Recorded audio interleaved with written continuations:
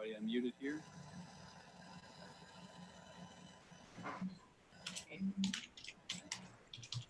Okay, Kathleen. Okay, I would like to call this regular meeting of the Kissimmee Utility Authority Board to order and ask Brian if he will lead us in the Pledge of Allegiance. Utility Authority Board to order. We're here, Brian, if he will We're still lead getting us the in the feedback. Pledge of Allegiance. I pledge allegiance to the flag Flag of the United States States of America, America, to the and to the republic for which stands one one nation under under God, with liberty Indivisible. liberty and justice for all. and and to the republic for which stands one one nation under God, with liberty. liberty and justice for all. Okay, we need to deal with the technology before we go any further. Yes, Madam Chair, can we, Madam Chair, let's take a,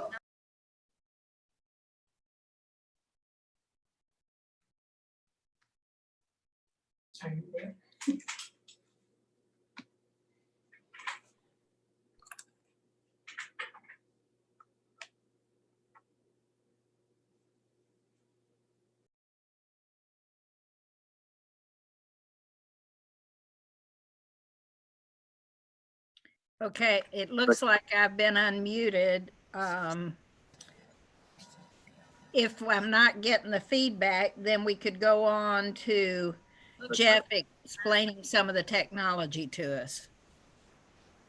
If I'm not getting the feedback, then we could go on to. Okay, obviously y'all can hear some of that feedback, and that's because we have so many people who are not muted at this time. So please go ahead and mute yourself if you haven't been already. That really greatly reduces that background noise that comes from speakers and even here who are not muted right now. So please go ahead and mute yourself if you haven't been already. That really greatly reduces that background noise that comes from speakers and even here who are not muted. So we're doing our best to cut that out. I think we almost got it already. That really greatly reduces that background noise. All right, maybe we caught it there. And again, obviously, we are always going to have the potential for some kind of technical difficulty with so many people connecting remotely, but we are glad to have the ability to get things moving. I think we've gotten most of the feedback addressed this time. Muting everybody really helps to keep it from bouncing back through. So we should be good, but please, if you're not speaking, go ahead and mute yourself. It really does help the room. For today, the protocol is to use the raise hand feature that you see there in your participants panel. What that allows us to do is indicate to, without a lot of, everybody talking on top of each other, allows us to go ahead and alert the board chair that someone wishes to be recognized, which she will be looking for on her screen, and then she'll call on you at the appropriate time. That really helps, so please use that. Again, mute everything, including cell phones. They can make a lot of noise in the background and can also be a problem for alerts as text messages and so forth as they come in. For members of the public who are watching from YouTube or on KUA.com, if you have something for the board, there is a contact form on KUA.com. You can see it there under the minutes page for today's meeting. That is how you would contact us to get information to the board. We will be monitoring that inbox during the meeting. If you are presenting remotely, I will be taking care of your slides for you, unless you're presenting in the room, of course. Everything else would work as normal. And if you experience any audio or visual difficulty during the meeting, the first rule is to turn off video. That a lot of times that's the biggest impact. So if you turn off video and things clear up, that's probably what it was, or your camera, and then come back in. We'll be looking, if you have to disconnect and reconnect, we'll look to bring you back into the meeting. So it's absolutely fine if you feel you need to make a reconnect. And with that, I'll turn it over to Grant. Thank you, sir. Thank you, Madam Chair. Good afternoon, board members. Just wanted to establish that this board meeting is compliant with Governor DeSantis Executive Order number 20-112. That's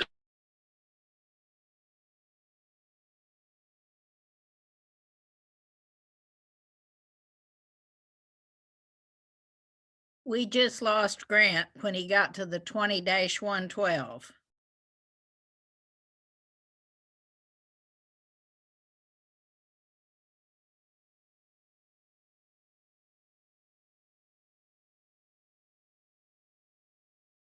Can you hear us okay? I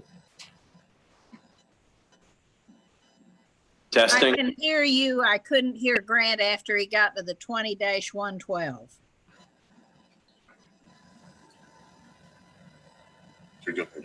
Are you ready? Can you hear me now? Yep. Great. Okay, section 6 of that order, 20-112, reestablished that executive order 20-69, in which physical quorum requirements under the Sunshine Law were waived by the governor, that is extended for the duration of this latest order. So this meeting complies with that. We've made efforts and we've made provisions for the public to participate, as is also required by the executive order, and this meeting can proceed. Thank you, Madam Chair. Thank you. And we'll move to item C, approval of the agenda. Do I have a motion to I approve move the approval. agenda? Manny moved and Jeannie seconded. All those in favor, raise your hand. Everybody's in favor. We'll go to item D, except that we have moved all awards and presentations to a later date.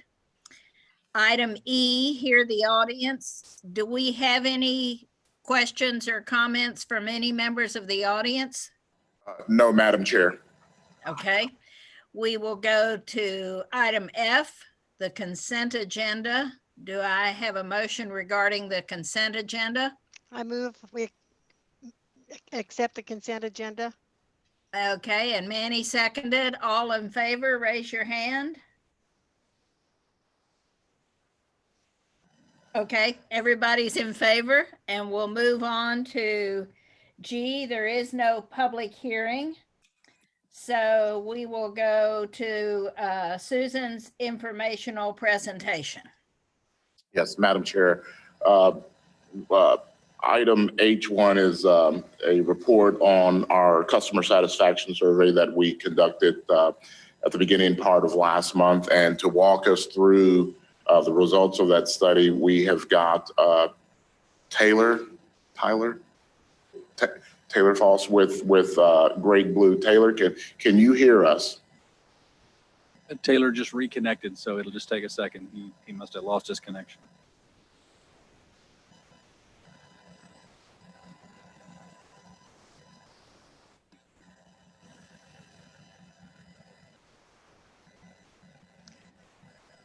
This is fun. He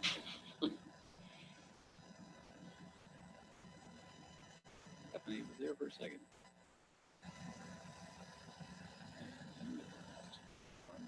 I think he's reconnecting. He must have lost his internet feed.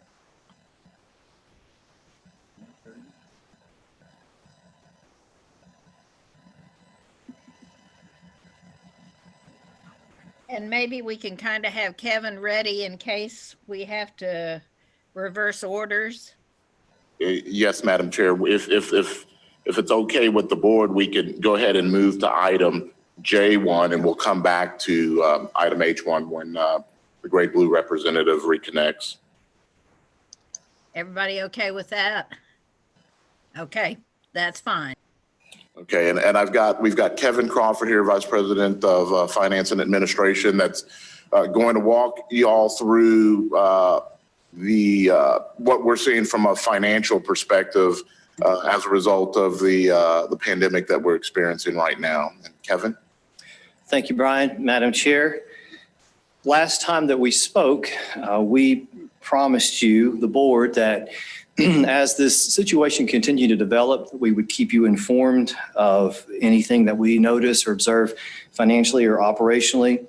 And today I'm going to share with you just a few things that we have seen preliminarily based on the 1 month that has passed that we've been able to collect financial data up to this point. And now being a little farther down the road, we have some data points that we want to share with you today. So we'll attempt to do that. Unlike every other news outlet that you have probably seen or heard for the past month or so, let me start with good news. So beginning here, you'll see that we are looking at our megawatt hour sales, and we're comparing this month, April of 2020, to April of 2019. And these are just on a month-to-month comparison, a 1-month comparison. And what you really see there is that we are ahead from where we were last year at this time in terms of megawatt hour sales. We're about 9% on the month over, and on a year-to-date basis, we don't have that chart for you, but anecdotally, I'll share with you that we're about 4% over where we were last year, and we're also over budget on our megawatt hour sales. So that's actually good news. And we'll talk about why that is a little bit later on, but first of all, just that bit of good information. Secondly, you'll see our revenues share a very similar story. Again, this compares the month of April for this year to the month of April in 2019. And again, we are ahead of our revenues for last year at this time. And we are also ahead of our budgeted sales at this point on a year-to-date basis as well in terms of revenue to the same almost percentage that we were on megawatt hours, about 4%. So we'll go into a little more detail. One thing you'll notice is the composition of those sales has changed a little bit between residential and commercial. And I don't think it will be a big surprise to anyone as we step into the reasons for that, but we'll get into that in a moment. But for now, increase in sales, megawatt hours, and a commensurate increase in revenues from this time to at the same time last year. And so then moving into the customer number, clicker's not working all of a sudden, Jeff, on this one. Okay, on the customer side, we have seen an increase in the number of customers, and that's part of the reason that we have seen an increase in sales, primary reason, but we're at about 80,200 right now in April of this year compared to April of last year at 77,000. So we've increased by about 3,200 customers or 4% since this same time last year. So here's really sort of the big story with how we end up where we are in terms of sales. It's largely related to weather. And these are the heating and combined heating and cooling degree days. We talk about this. This is sort of a term we use a lot, but basically what these numbers equate to is you take for every day in the month, you take the average temperature of that day. You start with the high and the low, you divide that by 2. You add those together, divide it by 2. That gives you the average temperature for that day. You compare that to 65 degrees. And for every degree that is over 65, that's a cooling degree day. And every degree under 65, that's a heating degree day. And when you add those two numbers together, you'll get the total heating and cooling degree days for a given month. And that serves as a really strong indicator of sales because generally speaking, the higher the temperature, the more air conditioners run, and it's obvious that's the more sales that we would realize as well. And so that's really the story related to this year to last year. More customers, more combined heating and cooling degree days, and therefore more sales. So on the residential side, we'll sort of look into the details behind how those sales are breaking out. What we see here is a residential use per customer, and this is just kWh use per customer basis. And what you're looking on the block charts, you're seeing a comparison from this year to last year of the heating and cooling degree days. And if you look at the blocks in the bottom or the bar graphs, you see the yellow is way higher than the black.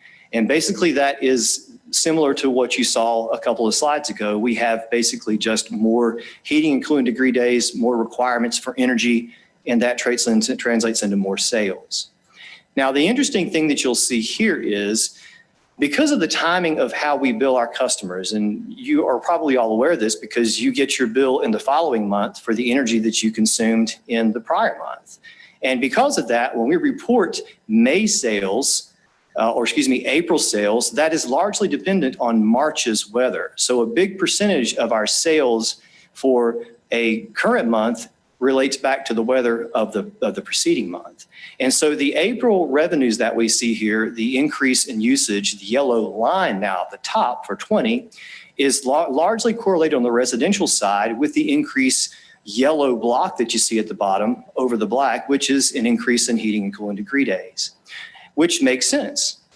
So what we expect to see then in May, if you're thinking ahead and if things hold true as they should, all things being equal, because we have a higher yellow bar than we do a black bar in April. You should see that yellow line continue to increase for the month of May on residentials. Now, there could be an additional reason for this, and we'll look at the commercial side, but on the residential, we think that probably this increase relates to weather and customers, but as you all know, a lot of people are working from home. A lot of these cooling and heating and energy sales that we typically would see on commercial, folks are being at home all day, they're running the air conditioner, they're using their ovens or whatever they're doing, they're not eating out. And so we're seeing a lot of the sales on the residential side increase. So the weather doesn't account for all of it. Typically it accounts for most of it, but what we think is happening here, additionally, because of the pandemic, is people are staying home and they're running their TVs. And as you all have been a part of that, I'm sure we all have. And we are all hunkering down. And so that's why we think we're seeing an increase in residential sales. So that's been the good news up to this point. Everything has been good stuff. So let's kind of get into what maybe might not be such good indicators. So we have three commercial classes of customers. We're going to look at them all. They all basically tell the same story that we would expect to see. And basically, this first category of commercial customers looking at, this is called general service users. And these are small commercial customers. These are storefronts in strip malls, small restaurants and things of that nature. And normally with the weather that we saw for the month of March, you would expect to see that April line at the top do just what it did for residential. You would think it would have increased in those sales. But as you can see here, that is not the case. And I don't think it's any leap in logic to try to get to the reason why that is. Again, your smaller restaurants, your storefronts have all been shuttered periodically. And that's why we're not seeing that same amount of sales on the general service or the large commercial, or excuse me, the small commercial customers, this is one we're looking at here, that we saw on the residential side. So as you would expect, even with weather, we're still not getting the bump in sales that we would have expected. So let's move then to the general demand. And these are a little bit larger customers. These are the schools. This is the county and the city. These include the schools, among other customers, but that's sort of the size. They're our biggest customer in this class. The county and the city administration buildings and things of that nature. Again, sort of the same story. Our April 2020 sales, 29,713 compared to 2019 of 30,000. So not a small increase, actually, even given the increase in weather days here. So our small commercial, and also here you see our mid-size general demand customers also seeing the same fate as some of those. And obviously the schools aren't open, so they're not running their air conditioning and they're not using their equipment. And so this is sort of what you would expect to see even with respect to weather. And finally, this is our large commercial, our last class of commercial here. Usage per customer. These are the bigger grocery stores. These would be your big box stores. This group includes the local hospitals. And so we see a little bit of an increase this year over last year. We're at about 230,000 kWHs for this class compared to 221 last year. So a small increase, but even with the weather, again, these don't correlate the same way they do on the residential side. And again, it's not a big leap in logic to know why that is the case. And so it's sort of telling us the story that we all have expected to see based on what we're seeing in the news media, what we're hearing through folks that we talk to, through our customers, is that the large commercial classes are suffering to some degree, and the residential is still being utilized because folks are being at home and working from home. Moving then into sort of the punchline of the not so good news. So we've only been at this for about a month or so, 2 months. And what you're seeing here are customers that are eligible for interruption graphed from this year to last year. So for 2020 are the yellow lines, consistent with what you've seen in previous graphs. The yellow is this year, the black is last year. And every one of these lines represents a day of the week, Monday through Friday, a business day. And so that's why they don't always overlap this year to last year, because some days fall on weekends. But these are days that customers are eligible for interruption in these groups. And so what you're looking at is a pretty substantial increase in that number. As of May 1st, that number was 4,751 customers that were eligible for interruption, compared to last year of about 1,800. So you see a very significant increase. Now, I do want to let you know here that about 3,100 of this 4,700 customers are currently in active payment arrangements. And so even though the KUA has voluntarily suspended interruptions in service for non-payment, we are seeing folks exponentially increase in those numbers, and our folks are working out payment arrangements with our customer service staff. I really have to stop a minute here and commend Susan's group for being so proactive in reaching out and working with our customers on conservation, helping them make these arrangements, helping them stay ahead of these bills, because they do represent a significant portion of our customers' incomes to a large extent. And when the money's not coming in, obviously it's a real challenge for them. And so we've been very sensitive to that. And Susan's group has been very proactive in trying to help them work at it. So I think it's a credit to the efforts that they're going through that about 3,100 of these 4,700 are engaged in payment arrangements of some type. Nonetheless, even though folks might be in arrangements, as we know, the economic situation that we're looking at is improving somewhat, but we don't know how effective that will be. And so that money is still basically at risk until it gets paid. And as we've shared with you, revenues don't always equal cash. And so because of that, this is what we really are taking a close look at, is what we're seeing on the folks who are in arrangements and eligible for interruption. The other side of that, that's the customer numbers. Now let's look at the dollar values.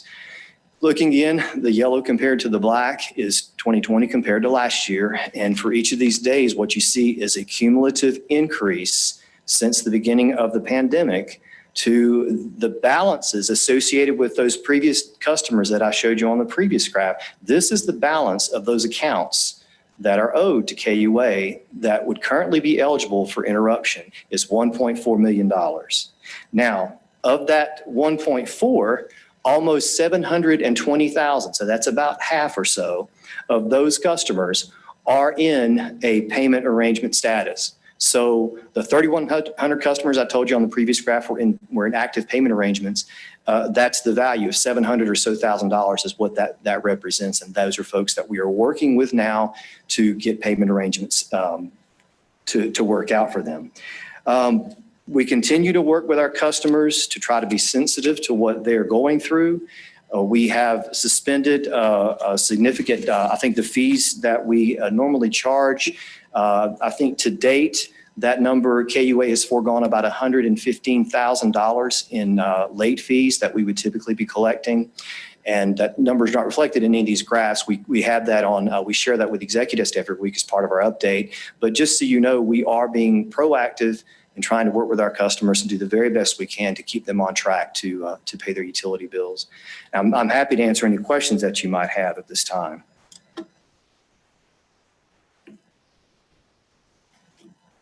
I got a question. Yes, sir. Do you know the interruption customers, how many of them, if you know, have taken advantage with the program that we sponsored at the Osceola Council on Aging? I'll take that. Brian, yeah, Brian. Director Ortega, we've had 326 customers that have utilized the funding that was available through the Good Neighbor Fund. After the last board meeting, there was about y'all authorized the use of $50,000 from our sponsorship fund, and then there was another 20 or 21,000, totaling about 71,000. All of those funds have been dispersed from the Council on Aging.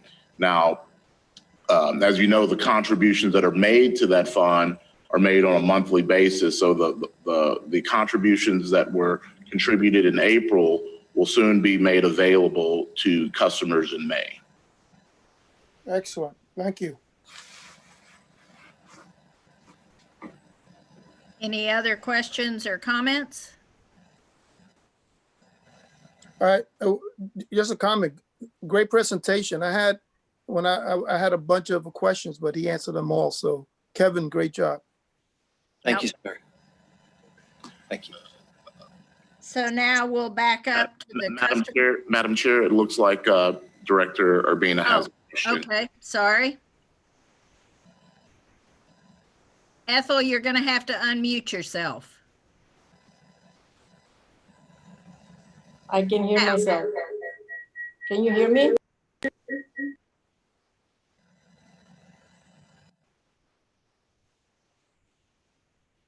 Of all the people that are on payment arrangements, are they actually making payments? Is it too recent to tell?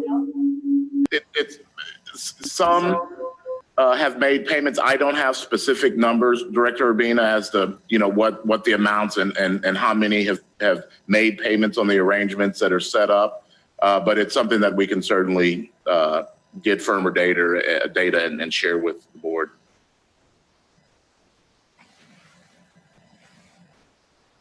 Any other questions or comments? And Ray, I can't see you, so if you have a question or a comment, unmute yourself and ask it.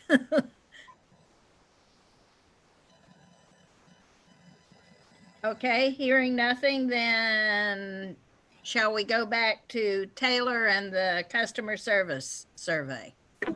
Yes, Madam Chair. You have Taylor on the phone? Yes, yeah, I am back. It seems like I got booted there, but I ended up getting back in, so we are good to go.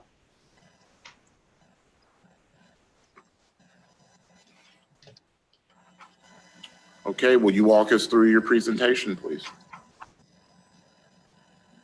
All right, well, first of all, thank you for having me. I hope everyone's doing well. My name is Taylor Foss. I'm a project manager at Great Blue Research. We're located in Glastonbury, Connecticut. We've been doing the customer satisfaction study with you all for a few years now, so we do have some great tracking data to go through today, as well as the 2020 data. You can just jump to the next slide.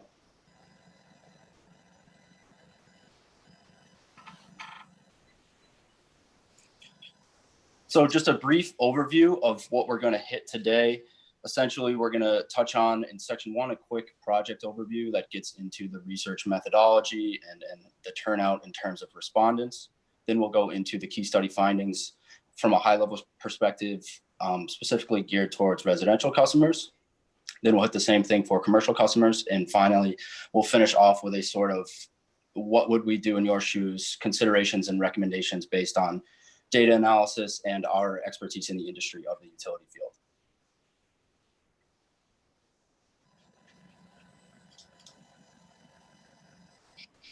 All right, so for the residential survey specifically, the methodology was over the phone. We received 400 completes. The survey was 65 questions max. Essentially, some respondents could answer less questions if, for instance, they had not had an interaction with a customer service representative or a field service representative. They would have skipped over those particular questions. There was no incentive received. We used the customer sample list provided by KUA. Again, the target was residential customers. The margin of error is 4.85 with a confidence level of 95%. And the research was conducted between March 2nd and 10th.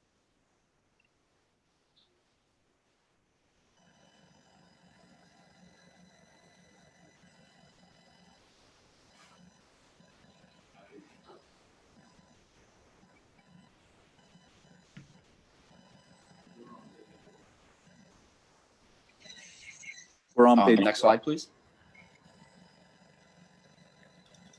Got it. Could you go to the previous one?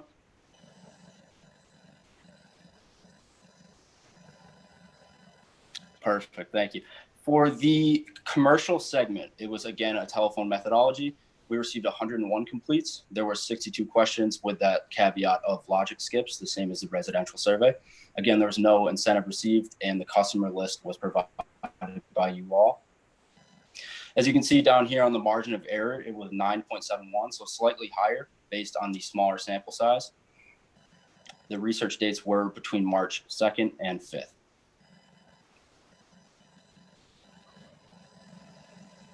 All right, so now we'll dive into the residential key study findings, sort of a high-level overview, almost the meat and bones of the survey itself. I know we have some time constraints here, so the aggregate report does have a little more in-depth analysis, but these are sort of the high-level findings. So we can jump into company characteristics ratings, where we saw across 8 company characteristics rating, 6 increased from 2019.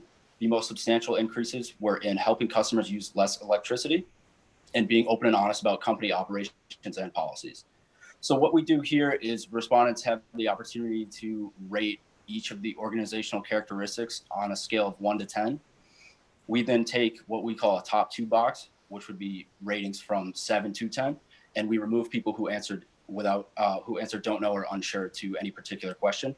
So as you can see here, we had an increase in frequencies across the board, which precipitated a 91.5% average positive rating.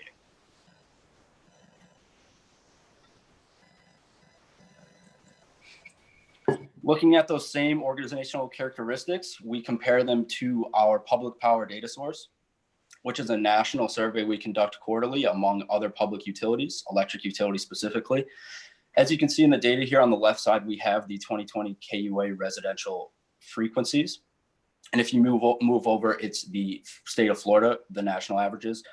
And you can obviously see here that you all scored extremely high in reference to the state as well as the national averages. The largest differences were seen in helping customers use less electricity and overall satisfaction with KUA. So again, that's that 91.5% average positive rating, which you can see if you look to the right, the average positive rating for the state of Florida is 67.5 and 70% for the national average. So that's a great number to look at.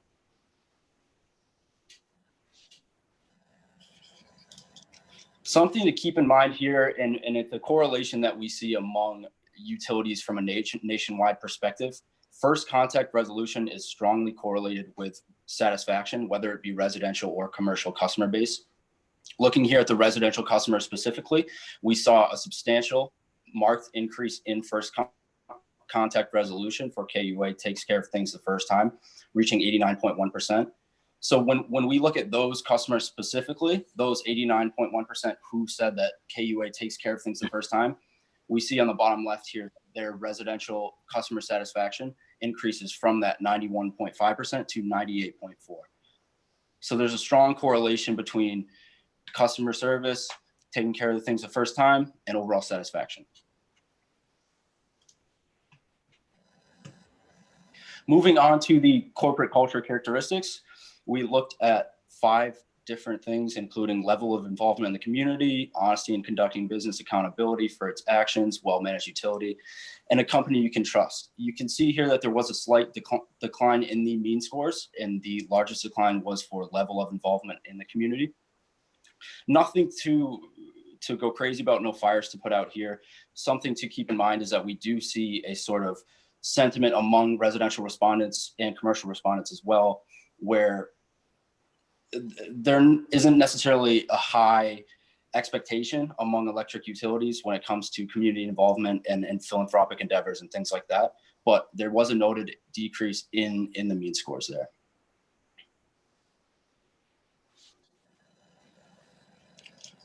All right, so moving on to the commercial segment, we'll touch on some of those key findings. We can jump right into company characteristic ratings for the commercial population. So as you can see here, it's the same questions they were asked to the business segment. The commercial and industrial segment had a slight decrease from the previous year. We saw 7 of the 8 characteristics decline slightly, with the largest declines in helping customers use less electricity and community involvement. So you can see there's a sort of trend where community involvement declined for both residential and commercial customers with respect to KUA's involvement within the community and helping customers use electricity as well.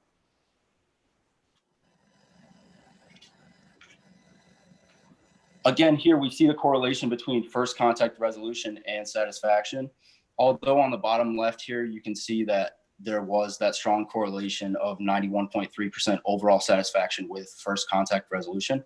First contact resolution did decline among the commercial segment in 2020 from 83% to 74.5%. Something to bear in mind is sort of analyzing potential reasons for that decline, and also looking into reasons why the residential section is rating this particular question so much better than the commercial segment.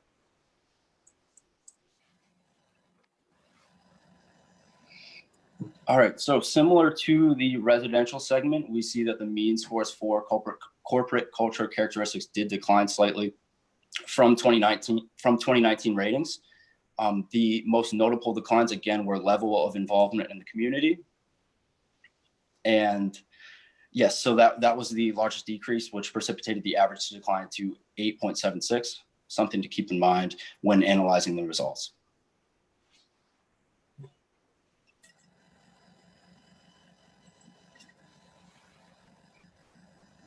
So this last key study finding slide is an aggregate company characteristic rating.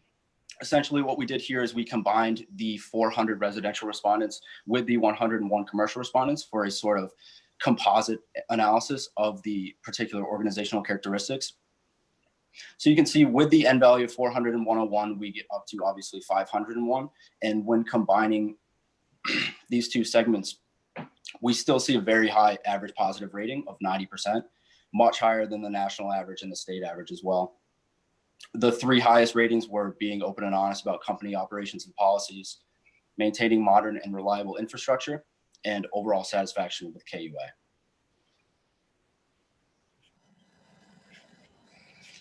All right, so to wrap it up, what we like to do at the end of our data and analysis is sort of offer a few recommendations that we have based on years of experience in the utility field and the data itself, as well as tracking data. The first point here is to investigate first contact resolution. As we see, this is a national correlation. I had mentioned before that overall satisfaction is strongly correlated to contact resolution. Based on the data, it seems as though residential respondents are more than thrilled with KUA taking care of things on the first time, excuse me. So what we're recommending here is that you all both analyze what's going well and what potential gaps there are in the commercial segment in order to sort of close that gap, increase commercial satisfaction with respect to contact resolution.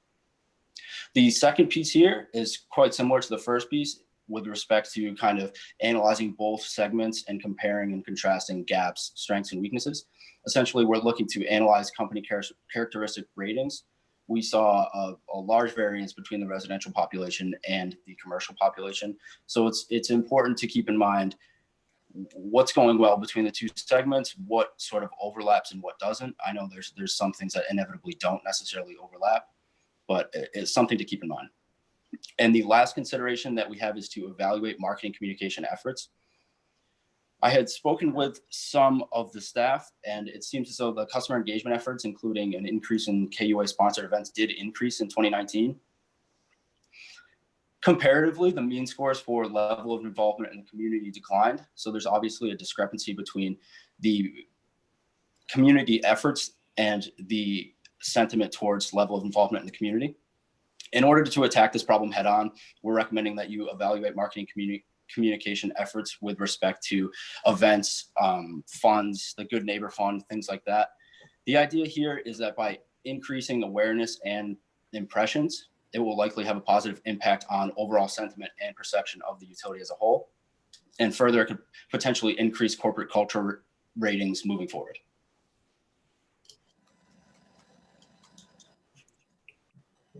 All right, so that will do it. I know I kept it quick and brief, but I wanted to give some time for a quick Q&A at the end. So I'll open it up to any questions anyone might have.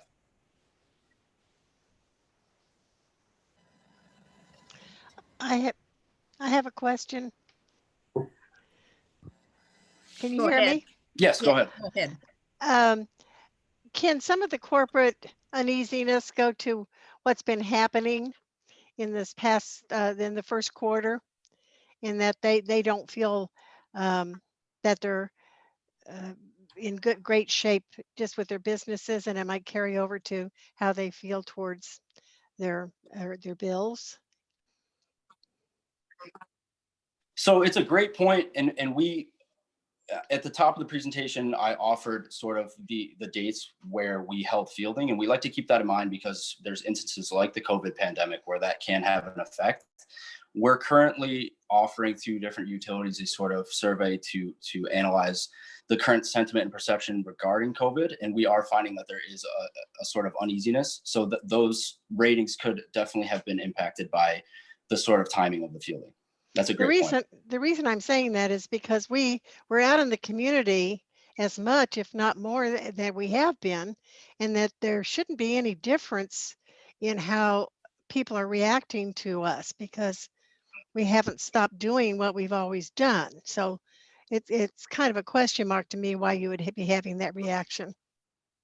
But they Right, asked so- the so- questions the first few days I'm of sorry, go ahead. March. So that was before all this started happening. So the questions, the answers shouldn't have been particularly influenced by the pandemic.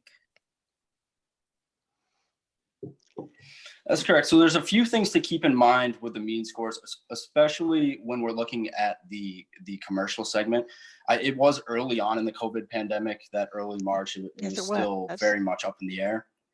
Another thing to keep in mind is the sample size is 101. So when we get to that larger margin of error, there is an opportunity for the fluctuation in results based on that margin.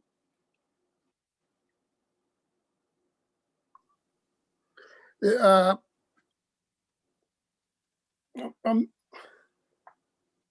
Ethel, hear me? Who you Yes, calling? yeah, go ahead. okay, Ethel, wait a minute and then unmute yourself. Manny's going to go first. Okay, my only comment is that on the we're probably looking at different individuals every year when we make these phone calls. So I like to look at the overall. That's the number that's really interesting to me. And we were at like a 95 and 90, 95 with the residential and 90 with commercial. The other ones that are lower, it could be something that the individual was going through the month. Couple, in a small survey, 2 or 3 respondents that are not favorable can really make a big difference in those in the number.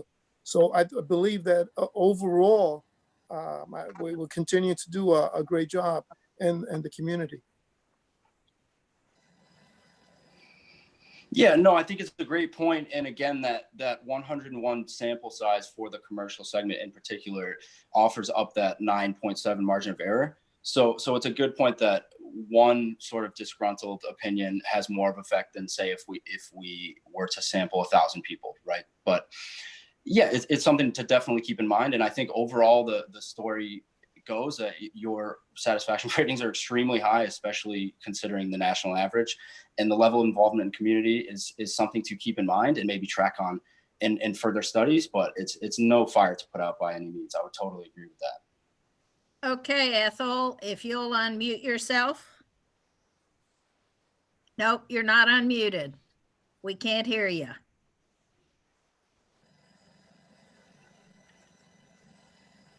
Still can't hear you, Ethel. Because I don't see. Now we Okay. can hear you. Let me get off. You know, can you hear me now? Yes. Okay, I'm only listening in. I cannot see anything because I don't see anybody or myself.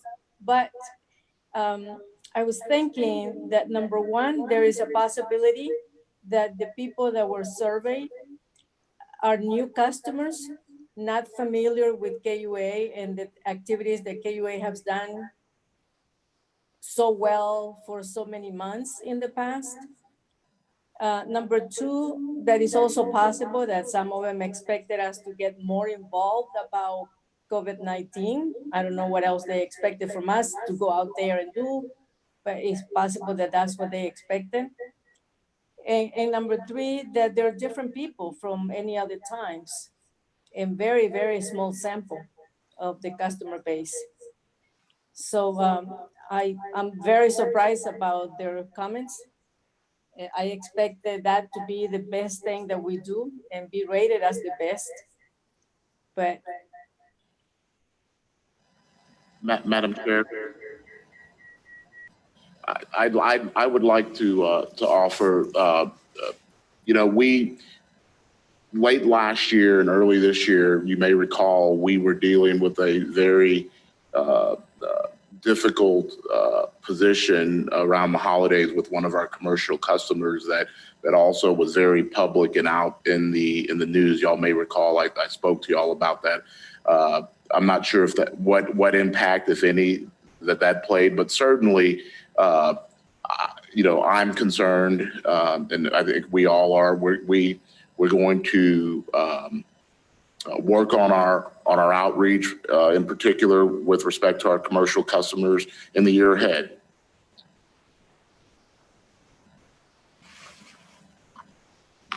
Any other questions or comments? Let me ask Ray first. Ray, have you got a question or comment? No. Okay, back up to Jeannie then. Right. Well, Brian, do you think there's anything that we've failed to do that would? Of course, I don't think this is bad. Tell you the truth, I think we still have very good results from this. But how do you feel about it? Do you feel that it's? I feel concerned. I feel that our numbers are very strong, both within the region and nationally. And our numbers are so much higher than the benchmarks that I'm very comfortable. That being said, anytime we see a decrease in anything, I think it's natural for us to ask why. No, that's what we should be. We should. And then try to address whatever concerns we're able to gather from our customers. Thank you. Okay, any other questions or comments? Now I can see Ray, but I can't see Manny. So Manny will have to let me know if he has something to say. Are we ready to move on to the next item?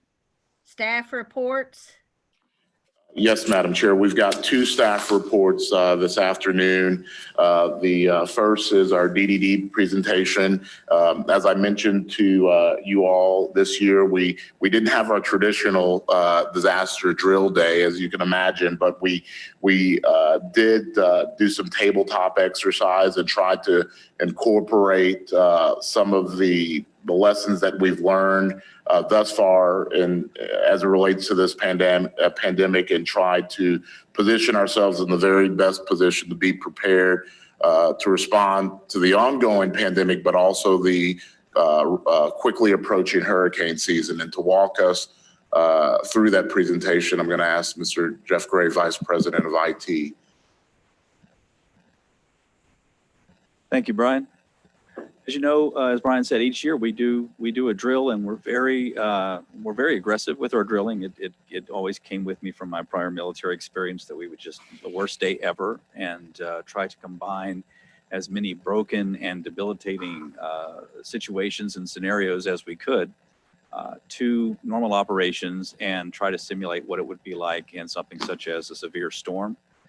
Or in more modern terms, things that have emerged as just as bad as a severe storm, such as a cybersecurity incident that has locked the utility or the municipal down, or now what we see with the pandemic, where we've had to rethink multiple channels, multiple ways of doing things that were just always done a certain way, and now you have to do them remotely, as an example, a board meeting or any other daily operation. And so if you had to go through that, and more importantly, if you had to layer those events, such as a hurricane and a pandemic, or a pandemic and a cybersecurity incident, how would you go about that, and what would be the way to work it out in your mind so that you could say, here's what we'll do, or here's how we can creatively solve the problems as they come up.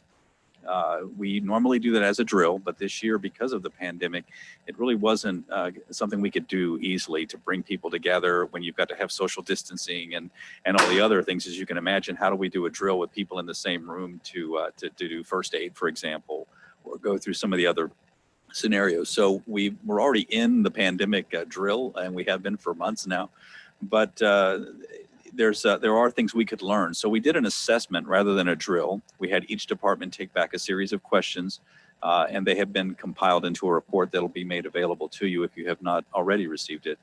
And what I'm going to go through now is just a quick run through of what the highlights were of the assessment, and then I'll take your questions. Starting off, of course, for our amazing line crews, every day is a drill day for our line crews. They are forever, restoring and dealing with whatever could happen, from trees on lines to, a car hitting a pole, and of course, just building out our service territory. So in terms of our line operations, they've made the adjustments very quickly to what they needed in terms of personal protective gear and so forth. But for storm season specifically, we are ready in terms of resources, training, experience. Everything that is needed for us, and all the plans have been reviewed. We are absolutely ready for storm season, and whether it be in conjunction with a cybersecurity incident or more pandemic changes to our lifestyles, they're ready, which is great news. In looking at the cybersecurity incident, again, we've all seen the headlines that come with this, and how a city can be brought to its knees when a municipal system is hacked or ransomed, or some of the other things, such as an exposure of data that brings a ton of responsibilities of going back to customers and explaining what's been released and so forth, and how that can really shut down a lot of normal operations. In terms of KUA and its preparedness, again, the layering, the ability to solve this while solving other problems, not a problem for us. We've always drilled very heavy. We are actively now defending against all threats that come to our firewall. We have built the advanced threat protection systems that I've told you about in previous presentations. We also have the third-party intrusion testing that's done by the U.S. government to make sure that we haven't missed anything, or if something new has come out that we did not know existed yesterday, that they're already looking for that and letting us know if we have any vulnerabilities. And then they track the cure time for that. So they're very aggressive in making sure we stay on task. And most importantly, the employee training, because one person clicking something that's nefarious can, of course, start $1 million click, so to speak. So we also do that as well. So I feel very comfortable with our cybersecurity preparedness, both in terms of it by itself and in the layering of dealing with that and a hurricane or COVID. Speaking of COVID, a health crisis, a pandemic, not our first time looking at this in just of recent days. We've actually gone back many years ago and looked at this back when the avian flu was a concern. We wrote some plans at that time and did some educating ourselves and some of the staff on what we needed to know and what we needed to think about. Of course, it does present certain key issues when you get into the resources you need, such as personal protective gear, having that available, how much hand sanitizer can you get your hands on at one time when everybody wants it at the same time. Those types of things, of course, were somewhat new. We have also, of course, looked at all of the sustainability. Can we send people home and have them work effectively, not just say, can they go home and work for a day, but can they sustain that? Other utilities that I've heard from during this pandemic time have had access to resource issues.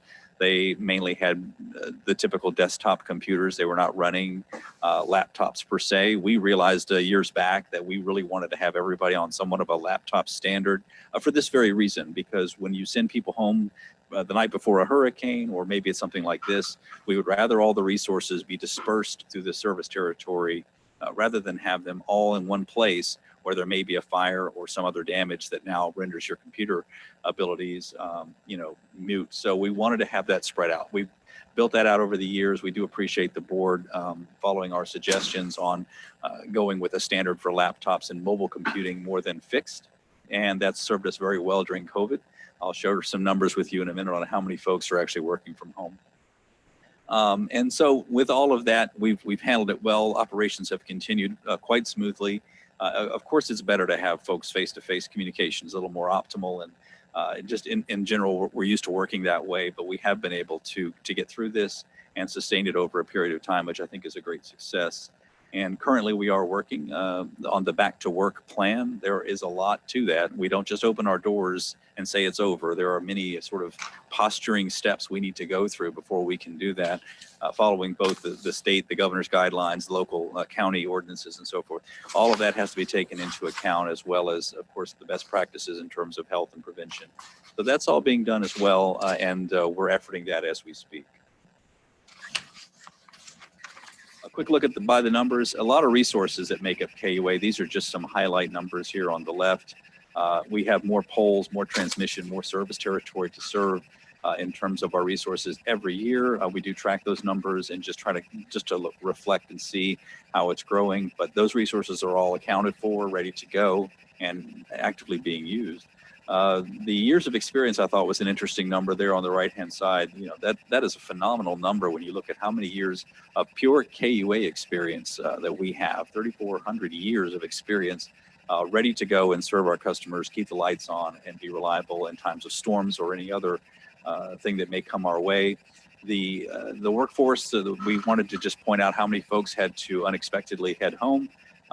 We had a small group, of course, as you know, in customer service that worked from home exclusively. That was expanded, of course, 56 of those 293 personnel now working from home every day of the week, and 115 on modified work schedules where they may come in 1 day a week and work the rest of the week from home. So a little over a third of our workforce was able to quickly transition from office to home and again, perform all of their duties admirably and keep everything running smoothly. And with that, I will take any questions that you may have.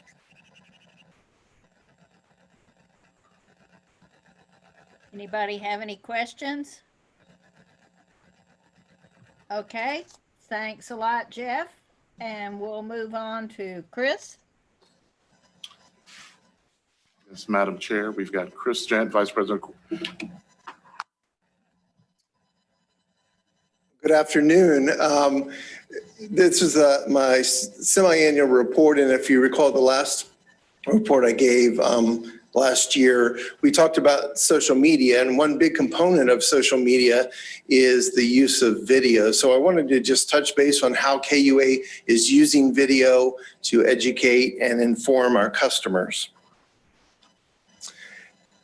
You're probably all familiar with the growing use of video, but I put some statistics together just to give you a sense of scale. You know, YouTube is now 1/3 of the total internet users now on the internet are using YouTube, and it's now the second largest search engine in the world. More and more people, as they look to do something, change a filter, repair their dryer, repair their refrigerator, they're looking to YouTube for videos on education. 500 million hours of video are watched on YouTube each day. 45% of the people watch more than an hour of Facebook or YouTube videos per week. And more video content is uploaded in 30 days than the major US networks have created in the last 30 years. And the ideal length for videos is 2 minutes long, get the most engagement, mainly because that allows that video to be shared on all social media platforms. The benefits for us and for KUA using video is everyone consumes information differently. Some prefer to read things in print, some prefer to read things on their phones, but video allows us to cross all those different platforms and just reach people where they are. Video is super easy to share. It's actually shared 12 times more than something in print. It caters to the mobile world. More and more people are watching the videos on their phones, and we take advantage of closed captioning and also we'll put text on videos when we post it to social platforms so that people, when they mute their phones, can still get the intent of the video. Obviously, videos appeal to emotions because of their powerful audio and visual elements. We can tell a story much better than we can in print. And they can also be recycled. And we do this often where we will go out and we'll shoot video of our community solar farm, and then we can edit that and use it in several different videos. So how we use it at KUA, and you've probably seen these in a variety of formats, but education, safety, conservation, board recruitment, construction project updates, customer programs, community events, recognition for the utility, scams, which is a frequent education that we use, and also live events. In the past year, we've uploaded 118 total videos to share with our customers. So I just wanted to have a couple slides here to talk about the impact of those videos, those 118 videos. So total minutes viewed over the past year was 229,930 minutes. That was up 55% over the previous year. and we're at 80% organic. And by organic, we mean that we just put the video out there and it takes off on its own and people share it without any help from us. Paid is where we have a specific message that we want to drive home, so we can boost it and we can allow that to automatically be put in more people's feed, and that helps gain traction at a quicker pace. You'll see at the chart below that our largest spike was during Hurricane Dorian last September. And that, so you can kind of see how that spike, people really looking for information during that time. Also on the right there, you can see the top 5 videos were related to Hurricane Dorian. And then we did a balloon safety video and the Public Power Day of Giving. So that's total minutes viewed. Next, we have total views. We had 667,000 views, which was up 36%. Again, you can see from the chart that Hurricane Dorian was our primary driver for video views last year. And then we had a shift there between the Day of Giving and Mother's Day balloon safety. And then under engagement, and engagement means that if somebody sees a video and they either share it or they comment or they like it, or they do something with it other than just watching it. That was up 117% from the previous year. And we had 16,243 shares of our videos.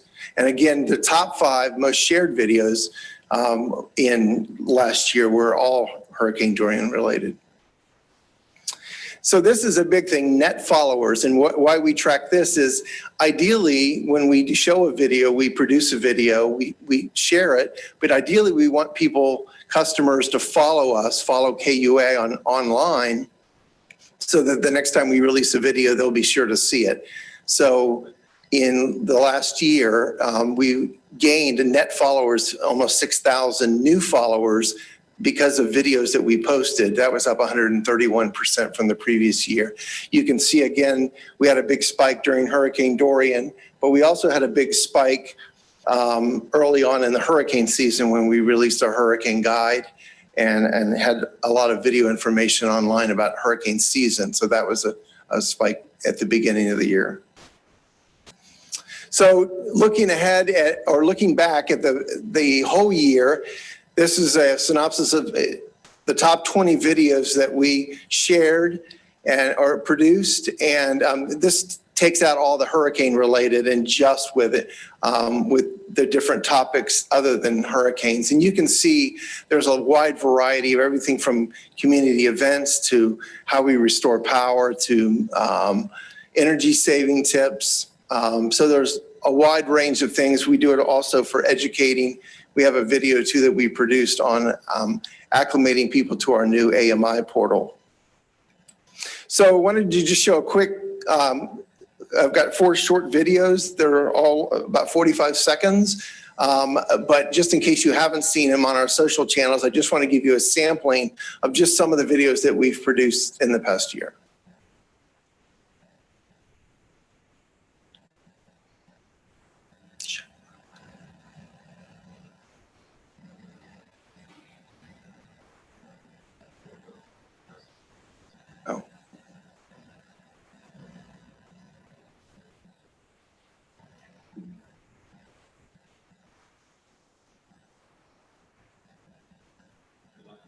Okay, we tested it before, but we can be sure to send the links out to you just so that you can see those videos.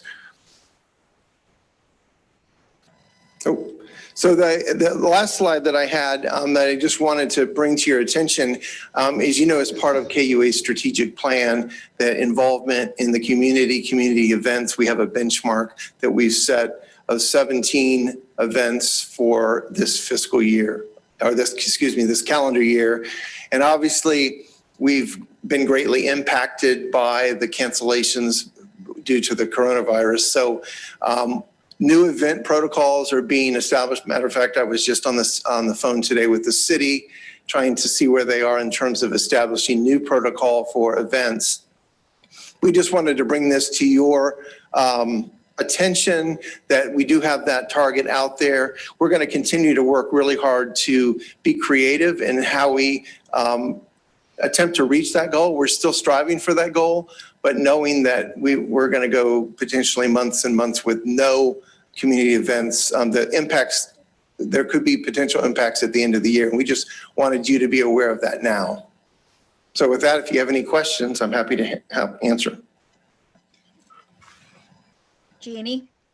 If these events are canceled, do we save money on that, or do we still? Yes. How is that going to work? Yeah, yes, we do. On events that we're at, we save both on setup, the expenses of the setup, but we also set up on the employee time that's spent working the events. So yes, there is savings in that way. Can we eke out a little of it and give it to the Good Neighbor Fund? That's your call. It's something to think about. Yeah. Any other questions or comments? I know I've been watching a lot of video on how to make a mask.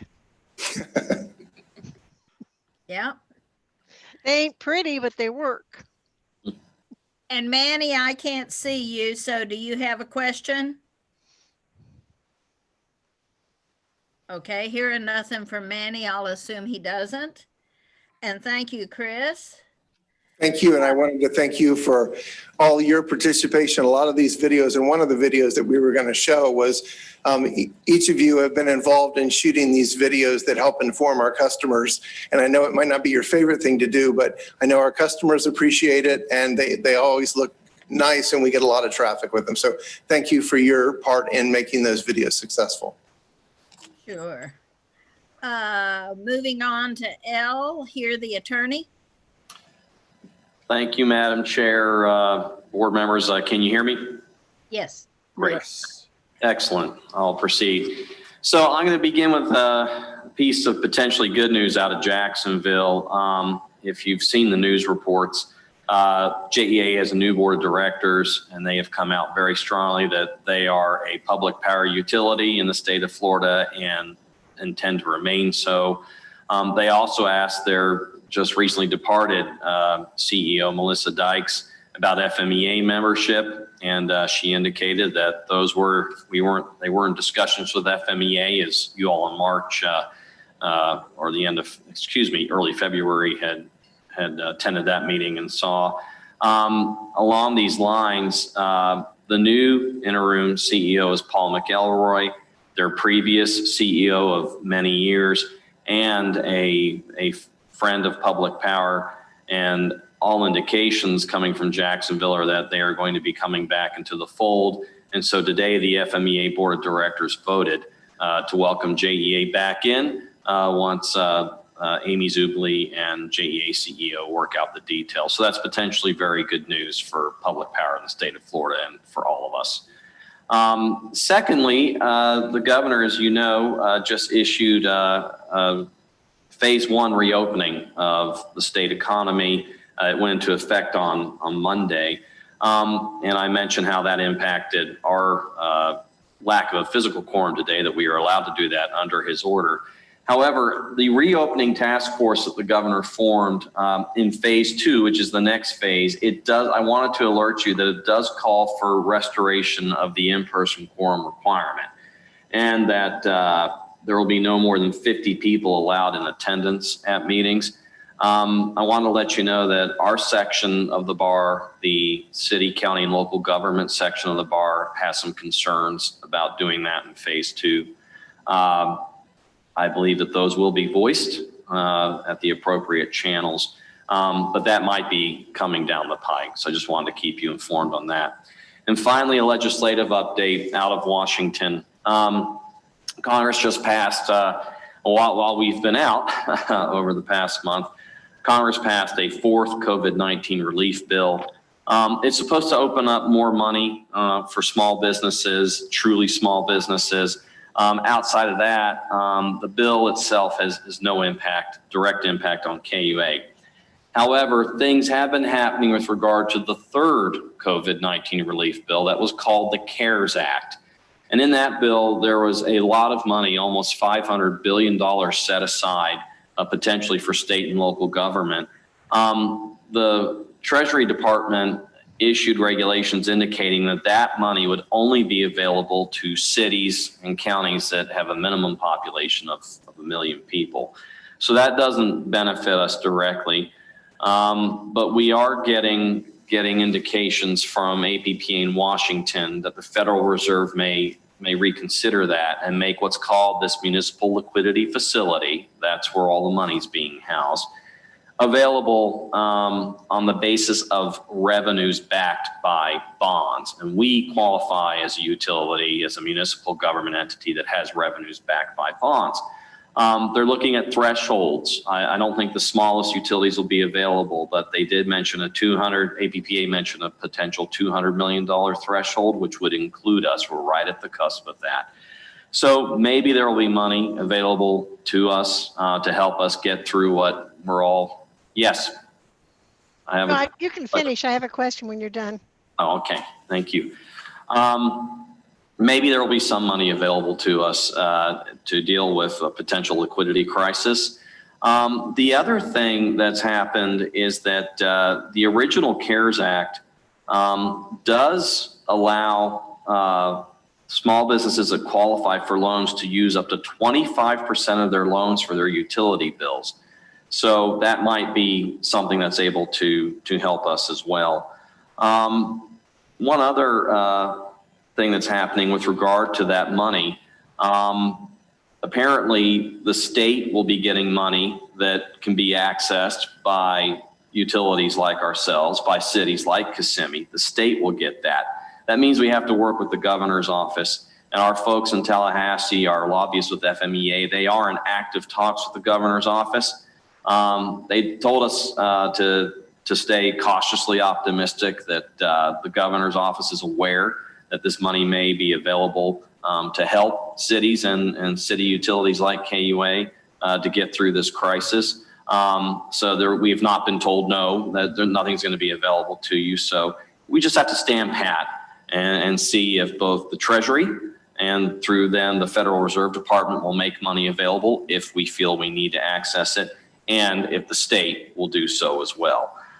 Finally, there is quite a bit of movement in the House of Representatives to impose a up to 6 month moratorium on disconnections for failure to pay after the crisis is declared over.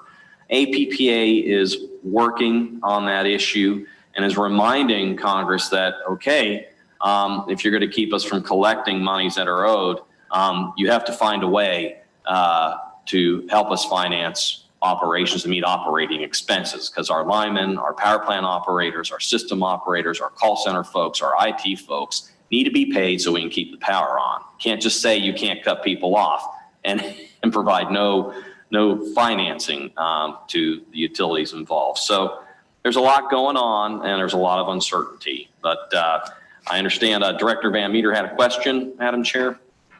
Yes, please. First of all, the first one is, why would we not want to open our meetings?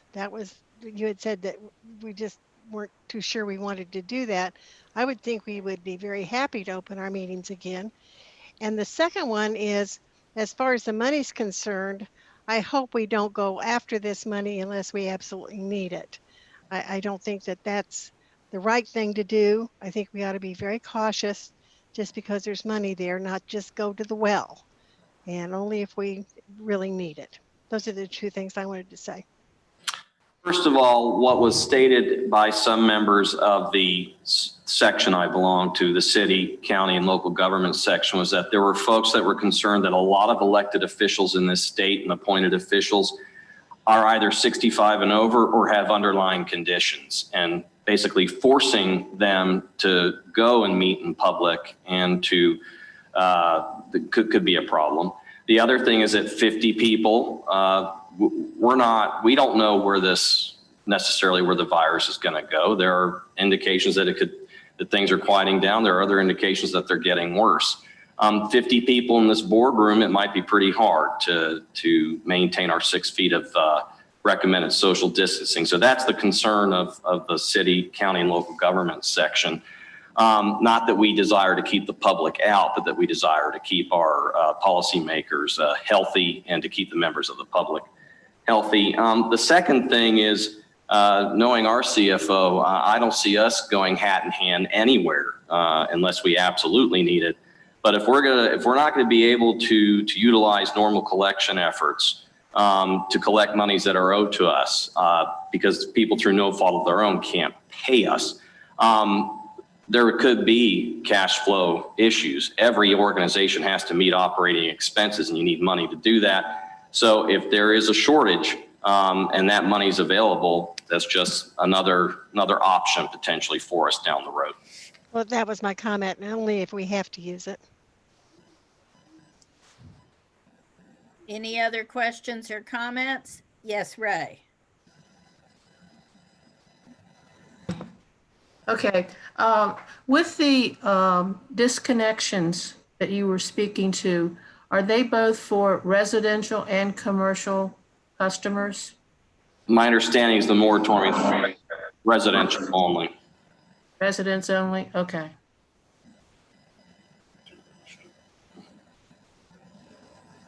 And Ethel, I can't see you at this point. If you have a question or comment, please unmute yourself. Okay, hearing nothing from Ethel, we'll move on to Brian. Yes, and I'll be brief. I just want to recognize our employees that have done a phenomenal job.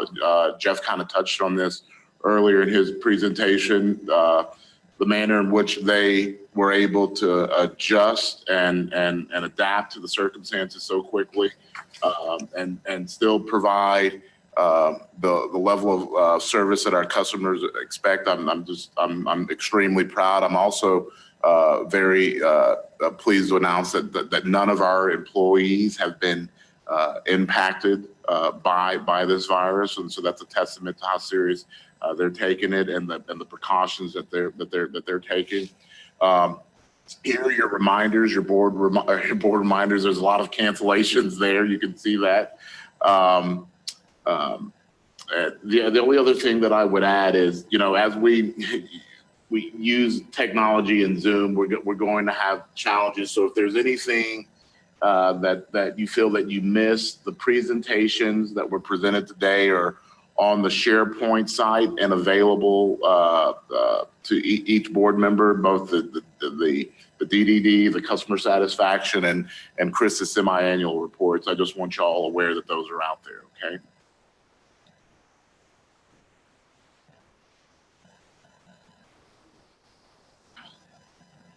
Okay, then if we just kind of go through the board, if anybody has a comment, I'll start with you, Ray. Okay. I guess mine is more of like a comment or a question, but just as we were using our technology today, the pictures of the participants that are on the right side are covering up about 20% of whatever document is being shown. And I don't know whether there's a setting that can be done that would keep them separate so that they don't overlay one another, but I think that would be helpful in the future. I think you can put it at the drag top. it around. You can drag it around.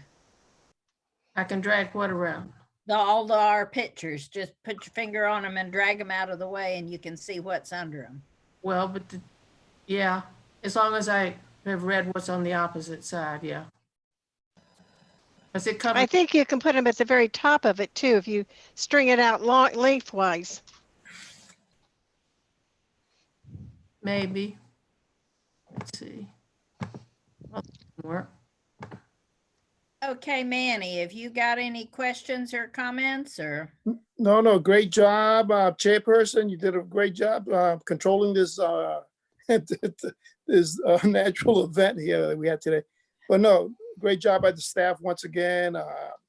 Great numbers, survey, everything is going as well as it could go considering the circumstances that we're living under. And everyone stay safe out there. And we'll see, hopefully next month, we'll be seeing each other in person. And Jeannie? I just want to say I'm just so proud of our staff and everybody that's doing the job they're doing under the circumstances. This was a good meeting. I was very happy with everything that happened. We got a few technical blurps, but other than that, good job, Kathleen. And like Manny said, hopefully next month we can do it in person. So be safe and stay Ethel? well. Ethel? Many thanks to everyone that, even with the little problems we had. And hope to see everybody soon. Take care of yourselves.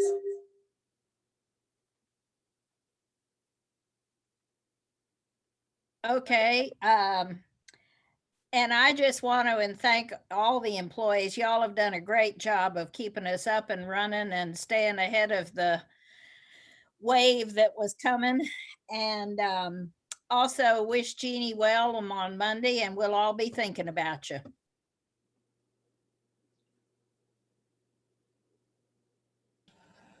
Madam Chair, you need to adjourn the meeting. You're muted, Madam Chair. Oh, well, I don't know where I got muted in there. I move we adjourn. I don't think we have to move that. I think I just touched my thing inadvertently before I said I adjourn the meeting. Okay. So I'll try again and adjourn the meeting. Okay. Okay. Bye, everybody. Bye-bye, everyone. Stay safe.